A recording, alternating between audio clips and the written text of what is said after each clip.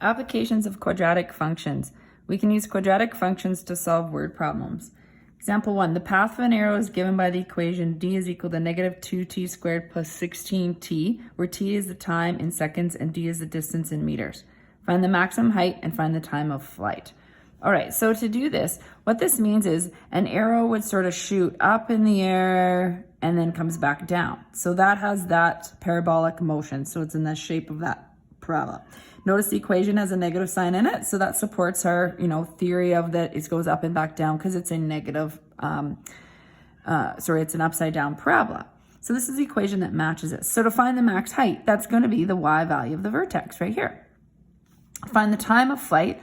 Well, in this case, it would take half the time to go up. We're assuming it's symmetrical and there's no other conditions in place. Half time to go up, the other half to go down. So if I know the x value of the vertex, how long it took here, then I would know the full the full time if it takes the same amount of time to go back down. Okay, so I'll draw a little bit of a better sketch sort of here then. So basically we have a vertex here, or an upside down parabola, like so.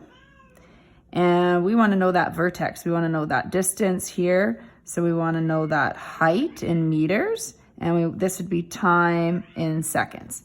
Okay, so we're going to find the vertex. So the easiest way to find the vertex is to complete the square. Method 2 would be to use this formula. We're going to do both just so you can see your options. So method 1, I'll do completing the square.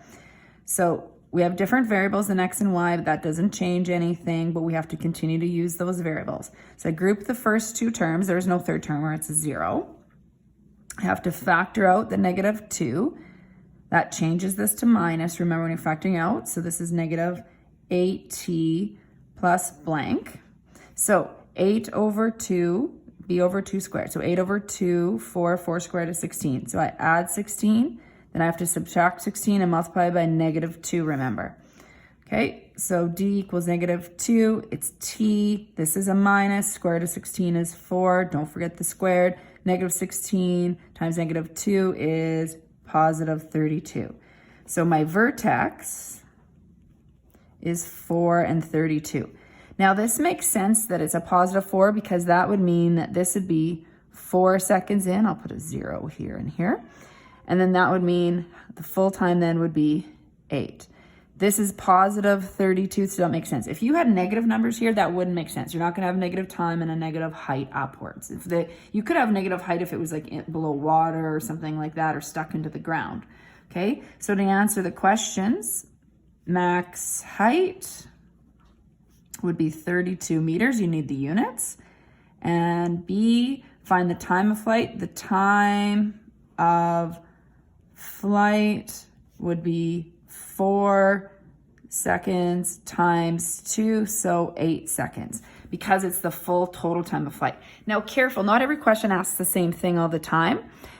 Sometimes we would ask for how long did it take to reach the maximum height, in which case it would be only 4 seconds. This question said the time of flight, so that's the full time of flight. So always kind of read that part carefully. All right, the next video is going to show method 2.